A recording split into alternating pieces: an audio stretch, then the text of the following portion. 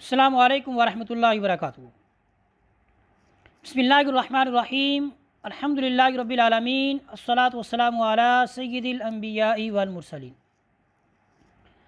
अल्लाह ताला के फज़ल व करम से आज हम हरफ़े दौद का मखरज ये पढ़ेंगे। हरफ़े दौद ये ज़ुबान के बगली किनारे और ऊपर वाली जो दारें हैं वहाँ पर जब ज़ुबान लगती है तो हरफ़े दौद अदा होता है। ये मिसाल के तौर पर आप ज़ुबान समझें, ये ज़ुबान है तो इसका ये जो बगली किनारा है ज़ुबान का, ठीक है, ये क्या है, इसको ये जब ऊपर वाली जो दारें हैं, ठीक है, आखिर में जो दारें हमारी आखिरी जो दारें हैं, ठीक है, ऊपर नीचे तीन तीन वो जो दारें हैं वहाँ पर ज़ुबान का बगली किनारा लगने से हरफ़े दौद अदा होता है। याद रहे अरबी ज़ुबान में हरफ़े दौद है, बाज़ लोग इसमें हरफ़े ज़ा इसको ज़ा पढ़ते हैं, वो गलत पढ़ते हैं।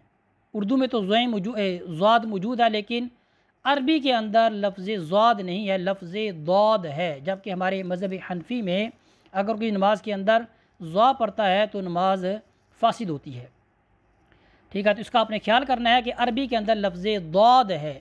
पूरी दुनिया के अंदर आपको जहाँ भी चले जाएँ आपको 90-95 इससे भी ज़्यादा फ़ीसद पर आपको लोग लफ्ज़ दौद पढ़ते हुए नज़र आएंगे। इसलिए इस मखरज का ख़ास ख्याल रखना है। बाज़ लोग जो इसकी अदायगी में तअस्सुब का इजहार करते हैं वो गलत करते हैं। हरफ़ दौद, दौद ज़बर दौ, इसमें आवाज़ मोटी होगी, दौद मोटे हरूफ में से है। दौज़ेर दी, दौद पेश दू, दौदी दू, दौदी दू, देखिए आवाज़ मोटी जा रही है। वालद्दौ, वालद्दौ, आवाज़ मोटी होगी, हम ये नहीं कहेंगे वलद्दालीन, ऐसे हम नहीं कहेंगे, वलद्दौ। अब हम इसको साकिन के साथ पढ़ते हैं। हमज़ा ज़बर दौ अद, हमज़ा ज़ेर दौ इद, हमज़ा पेश दौ उद, अद इद उद।